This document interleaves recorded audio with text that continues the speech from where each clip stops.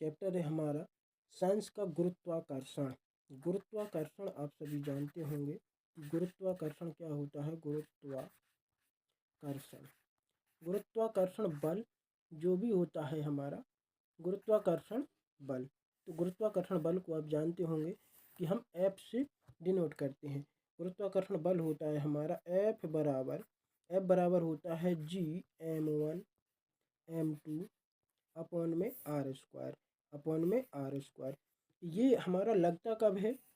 गुरुत्वाकर्षण बल से ग्रुप डी में NTPC में बहुत से क्वेश्चन पूछे जाते हैं। तो गुरुत्वाकर्षण बल होता है, इसकी खोज तो सबसे पहले हम बता दें कि इसकी खोज न्यूटन ने की थी। किसने की थी? न्यूटन ने की थी। गुरुत्वाकर्षण बल की यदि खोज पूछी जाए कि किसने की थी, तो न्यूटन ने की थी। और ये वाला हमें सूत्र कब लगाना है? हमें लगाना है जब वस्तु दी हो। ये m1 और m2 ये हमारी दो वस्तुएं दी हैं। m1 पहली वस्तु और m2 दूसरी वस्तु। और ये हमारा क्या है? ये बीच की दूरी है। यदि हमारा कोई क्वेश्चन पूछ लिया जाए, इतना हमें याद रखना है कि F बराबर G m1 m2 बटे में r स्क्वायर। ये होता है G होता है जो, ये तो होता है हमारा गुरुत्वाकर्षण नियतांक। इस G की वैल्यू एक निश्चित होती है, कहीं भी जाए हम, या धरती में रहें, चंद्रमा पर चले जाए, मंगल पर, कहीं भी जाए एक समान रहती है। और इसकी वैल्यू होती है हमारी 6.67 गुणे 10⁻⁻11 न्यूटन मीटर स्क्वायर प्रति किलोग्राम स्क्वायर। ये हमारी क्या होती है? जी की वैल्यू होती है। ये याद रखना, यही विकल्प में पूछा जा सकता है कि जी की वैल्यू क्या होती है। तो दोस्तों अब हम इसके आगे देखेंगे कि ये इसको हमें क्वेश्चन को कैसे अप्लाई करना है। तो इस क्वेश्चन को जैसे ही हम आगे देखेंगे, हम इसमें हमें करना क्या है कि सबसे पहले जैसे मान लिया कि कोई हमारा क्वेश्चन दिया है, यदि हमारा क्वेश्चन दिया है कि यदि एक वस्तु का द्रव्यमान 3 गुना तथा दूसरी वस्तु का द्रव्यमान 5 गुना, यानी हम कह सकते हैं जो हमारा क्वेश्चन दे रखा है वो हमारा क्वेश्चन क्या दे रखा है कि एक वस्तु का द्रव्यमान है, तो हमने m1 बराबर मान लिया 3 गुना किया है। इसमें कितना गुना किया है? m1 3 गुना किया है। m की वैल्यू नहीं दी है, m2 बराबर दिया है 5 गुना। एक वस्तु का द्रव्यमान 3 गुना तथा दूसरी वस्तु का द्रव्यमान 5 गुना। ये काहे में है? गुना में है, और ये भी गुना में है। यदि कर दिया जाए तो गुरुत्वाकर्षण बल पर क्या प्रभाव पड़ेगा? तो हमारा सूत्र हमें याद रखना है। हमारा सूत्र होता है, सूत्र क्या होता है? F बराबर G m1 m2 बटे में r स्क्वायर। यही होता है, बटे में r स्क्वायर। तो हमें यहाँ पर गुरुत्वाकर्षण बल पूछा गया है, तो हम ये G तो लिखेंगे। G तो हमेशा कांस्टेंट रहता है, कहीं भी बदलता नहीं है। m1 को 3 गुना किया गया है, तो यहाँ लिखेंगे 3m1। अच्छा, m2 को हमारा 5 गुना किया गया है, तो m2 की जगह 5m2 लिख देंगे। और बटे में दूरी पर कोई भी कुछ नहीं किया गया है, तो दूरी हमारी r स्क्वायर ही बनी रहेगी। अब आप देख सकते हैं कि ये हो गया हमारा F बराबर 3 × 5 = 15। तो हम कह सकते हैं कि यहाँ 15 लिख दें, और ये G m1 m2 बटे में कितना हो जाएगा? बटे में हो जाएगा r स्क्वायर। अब आप देख सकते हैं कि ये जो हमारा वैल्यू था, तो हमारी वैल्यू थी F बराबर G m1 m2 बटे r स्क्वायर, वो अब हमारी कितनी गुनी हो गई है? ये 15 का गुना हो गया है। तो हमारा आंसर क्या आ जाएगा कि गुरुत्वाकर्षण बल पर कितना प्रभाव पड़ेगा? तो गुरुत्वाकर्षण बल यानी F बराबर हमारा हो जाएगा 15 गुना हो जाएगा। कितना गुना हो जाएगा? 15 गुना हो जाएगा। यही इस क्वेश्चन का आंसर आ जाएगा। ये क्या आ जाएगा? इस क्वेश्चन का आंसर आ जाएगा। दोस्तों ऐसे ही कुल काफ़ी सवाल आप लोग लगा सकते हैं। अगला सवाल यदि हम देखना चाहें तो अगला देख लेंगे। हमारा जो अगला सवाल है वो क्या है? अगला सवाल, यदि किसी वस्तु के द्रव्यमान को 4 गुना तथा दूरी को 2 गुना किया जाए, यानी अब इसमें क्या कहा गया है कि किसी वस्तु के द्रव्यमान, हमने मान लिया कि m1 को उसने 4 गुना किया है। कितना किया है? 4 गुना। ये क्वेश्चन है हमारा, ये क्या है? क्वेश्चन है। m1 को 4 गुना किया गया है, और दूरी हमारी बटे में होती है, क्योंकि हमारा सूत्र हमें पता होना चाहिए कि सूत्र क्या होता है हमारा? F बराबर G m1 कर देंगे G m1 m2। कितना हो जाएगा? G m1 m2 बटे में आर स्क्वायर, यही होता है m1 m2 बटे में आर स्क्वायर।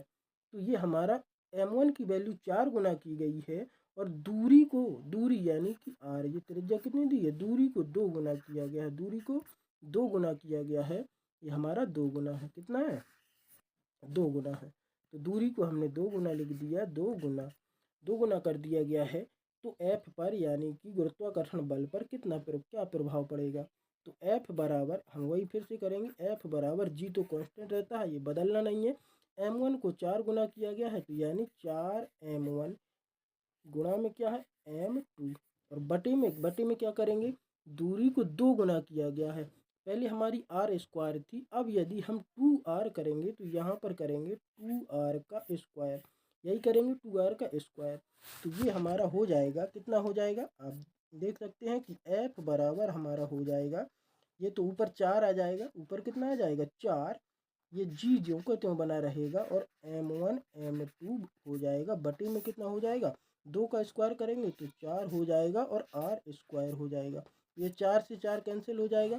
तो F बराबर जो हमारा सूत्र होता है क्या होता है, जी m1 m2 बटे में आर स्क्वायर, यही आ गया फिर से। तो यदि हम किसी भी वस्तु को द्रव्यमान को 4 गुना कर दें और दूरी को, उनके बीच की दूरी को 2 गुना कर दें, यदि बीच की दूरी को 2 गुना करेंगे तो हमारा गुरुत्वाकर्षण पर कोई प्रभाव नहीं पड़ेगा, क्योंकि ज्यों का त्यों हमारा वही आ जा रहा है, नहीं आ जा रहा है, तो गुरुत्वाकर्षण पर हमारा कोई भी प्रभाव नहीं पड़ेगा। आगे देख लेंगे हम, आगे क्या है हमारा, तो ये तो था हमारा गुरुत्वाकर्षण गुरुत्वाकर्षण बल था। अब हम देख लेंगे कि गुरुत्वीय त्वरण और गुरुत्वाकर्षण नियतांक में संबंध क्या होता है। गुरुत्वीय त्वरण जी को कहते हैं, गुरुत्वीय त्वरण किसको कहते हैं, जी को कहते हैं। तो जी बराबर हो जाएगा हमारा, जी बराबर हो जाएगा कैपिटल जी एम बटे में आर स्क्वायर, ये क्या हो जाएगा आर स्क्वायर, जी एम बटे में आर स्क्वायर हो जाएगा, ये हो गया। अब हमें ये ध्यान देना है कि जो ये हमारा सूत्र होता है, ये जो हमारा सूत्र होता है ये किसके लिए होता है, ये होता है हमारा ग्रहों के लिए, ये ग्रह के लिए होता है, ग्रहों के लिए, ये ग्रह के लिए होता है। और वो जो गुरुत्वाकर्षण बल का सूत्र था वो किसके लिए था, वो वस्तुओं के लिए था। तो इस सूत्र को हमें याद रखना है, इस सूत्र से हमारे कई प्रश्न निकल सकते हैं। जैसे ये तो मैंने तुम्हें बता दिया, इसको जी को कहते हैं गुरुत्वाकर्षण नियतांक, इस जी को क्या कहते हैं गुरुत्वाकर्षण नियतांक, और इस जी को गुरुत्वीय त्वरण। अच्छा, इस जी का मान तो हमारा गुरुत्वीय त्वरण का मान होता है, जो स्मॉल जी होता है उसका मान होता है 9.8 मीटर पर सेक। हमारा ये जी का मान कितना होता है 9.8 होता है, इसको हम समथिंग 10 मान लेते हैं। कितना मान लेते हैं 10 मान लेते हैं, क्योंकि 9.8 है। इस कैपिटल जी का मान तो आपको बता दिया था, कैपिटल जी का मान होता है 6.67 गुणे 10 की power -11 newton newton metre square प्रति किलोग्राम स्क्वायर, ये कैपिटल जी का मान होता है। तो इससे हमारे क्या क्या सूत्र निकल सकते हैं उसके बारे में हम देखेंगे। तो आइए इसको देखते हैं। ये जो हमारा गुरुत्वीय त्वरण और गुरुत्वाकर्षण नियतांक से हमारा जो भी सूत्र निकल सकते हैं, ये देखिए जी बराबर जो हमारा सूत्र होता है वो तो जी एम बटे में आर स्क्वायर होता है, ये आर स्क्वायर होता है, ये सूत्र होता है हमारा। इस सूत्र से क्या क्या प्रश्न बन सकते हैं, देखिए जैसे हमारा पहला सवाल बन सकता है कि ये जो हमारा जी है ये गुरुत्वीय त्वरण, ये द्रव्यमान पर सीधा प्रभाव पड़ता है। यानी हम कह सकते हैं कि जिस ग्रह, हमने बताया कि ये ग्रह के लिए है, जिस ग्रह का द्रव्यमान जितना अधिक होगा उसका गुरुत्वीय त्वरण भी अधिक होगा। यानी m जितना अधिक होगा तो उसका g की वैल्यू भी अधिक ही आएगी। यानी जैसे हम कह सकते हैं कि पृथ्वी का गुरुत्वीय त्वरण 9.8 होता है और पृथ्वी की अपेक्षा में बृहस्पति ग्रह बहुत अधिक होता है। बृहस्पति ग्रह क्या होता है, अधिक होता है, तो बृहस्पति का जी का मान बहुत अधिक होगा। तो ये निकाल सकते हैं कि नहीं निकाल सकते, बृहस्पति का जी की वैल्यू कितनी होगी, पृथ्वी की तुलना में अधिक होगी, क्योंकि पृथ्वी की तुलना में बृहस्पति बड़ा ग्रह है। तो बृहस्पति में भी हमारा जी की वैल्यू क्या होगी, अधिक होगी। क्यों? क्योंकि इसका बृहस्पति का द्रव्यमान अधिक है। इसी प्रकार यदि हम कहें कि चंद्रमा चंद्रमा पर क्या हो जाएगा, चंद्रमा पर, तो चंद्रमा पर जो हमारा जी की वैल्यू है वो, ये आप सभी जानते हैं कि पृथ्वी की तुलना में कम होती है। जी का मान कम होता है। कितना होता है, 1/6 भाग होता है चंद्रमा पर पृथ्वी की तुलना में। कितना होता है, पृथ्वी की तुलना में 1/6 होता है। चंद्रमा पर जी की वैल्यू पृथ्वी की तुलना में 1/6 होती है। क्यों होती है? क्योंकि पृथ्वी का द्रव्यमान चंद्रमा के द्रव्यमान से बहुत अधिक है। ये क्या है, बहुत अधिक है, और चंद्रमा का क्या है, कम है। तो हम ये जान सकते हैं कि जिसका द्रव्यमान अधिक होता है, क्योंकि सूत्र बता रहा है कि जिसका द्रव्यमान अधिक उसका गुरुत्वीय त्वरण भी अधिक होगा। ये चीज़ आपने समझ ली होगी। अच्छा, आगे देखेंगे हम इसको। आगे क्या है कि यदि किसी ग्रह की त्रिज्या, देखो ये क्या है, आर का मतलब होता है त्रिज्या। यदि त्रिज्या अधिक होगी तो ये उल्टा है, ये क्या है, हमारा व्युत्क्रमानुपाती है। जी का व्युत्क्रमानुपाती है ना, उल्टा, क्योंकि बटे में है। ये क्या है, बटे में है ना, जी के बटे में है ये आर। तो जितना अधिक आर होगा जी की वैल्यू उतनी ही क्या होगी, कम होगी। जी की आर जितना अधिक होगा तो जी का मान उतना ही कम होगा। यदि किसी ग्रह की त्रिज्या अधिक है तो जी का मान कम बिल्कुल आएगा कि नहीं आएगा। यदि आर अधिक होगा, आर यदि अधिक आएगा तो जी का मान क्या हो जाएगा, कम हो जाएगा, क्योंकि इसका उल्टा प्रभाव है। यहाँ पर आप देख सकते हैं, क्योंकि उल्टा है। और यदि जी का, आर का मान कम है, आर का मान यानी त्रिज्या का मान कम है, तो जी का मान क्या हो जाएगा, अधिक हो जाएगा। जी का मान क्या हो जाएगा, अधिक हो जाएगा, क्योंकि इसका उल्टा संबंध है। क्या है, उल्टा संबंध है। आप जान सकते हैं कि चंद्रमा की त्रिज्या कम होती है, चंद्रमा की त्रिज्या क्या होती है, कम होती है पृथ्वी की अपेक्षा। इसी प्रकार का क्वेश्चन है, विषुवत रेखा पर जी का मान कम होता है तथा ध्रुवों पर जी का मान अधिक होता है, ऐसा क्यों होता है?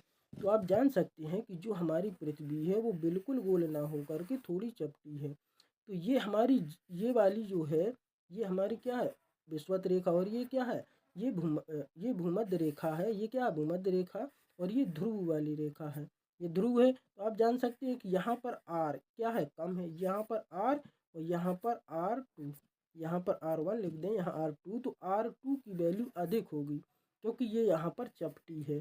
तो R2 की वैल्यू कम होगी, तो सूत्र से हम कह सकते हैं कि जिसकी वैल्यू, R की वैल्यू कम होगी तो G का मान क्या हो जाएगा, अधिक हो जाएगा। तो भूमध्य रेखा पर G का मान कितना हो जाएगा, क्योंकि यहाँ पर अधिक है तो यहाँ पर कम, तो भूमध्य रेखा पर जी का मान क्या हो जाएगा, कम हो जाएगा या नहीं। और जबकि ध्रुवों पर जी का मान, ये हमारी त्रिज्या कम होती है, इधर पर यहाँ पर कम होती है। जब आर की वैल्यू कम होगी तो जी की वैल्यू अधिक आएगी, इसीलिए ध्रुवों पर जी का मान अधिक होता है। तो ये था हमारा वीडियो, और इसमें आपने सभी ने देखा कि ये जो गुरुत्वीय त्वरण और गुरुत्वाकर्षण नियतांक में संबंध क्या होता है। ये तुमने देखा कि गुरुत्वाकर्षण बल क्या है, गुरुत्वाकर्षण बल के बारे में, गुरुत्वाकर्षण बल से संबंध जो भी क्वेश्चन बन सकते थे वो भी बता दिए। आगे के चैप्टर में कल हम इसके बताएंगे कि जी का मान घूर्णन पर कुछ प्रभाव डालता है या नहीं डालता है। तो घूर्णन के बारे में कल की वीडियो में देखेंगे। वीडियो अच्छा लगा हो तो लाइक, शेयर और सब्सक्राइब जरूर करके रखना है। धन्यवाद।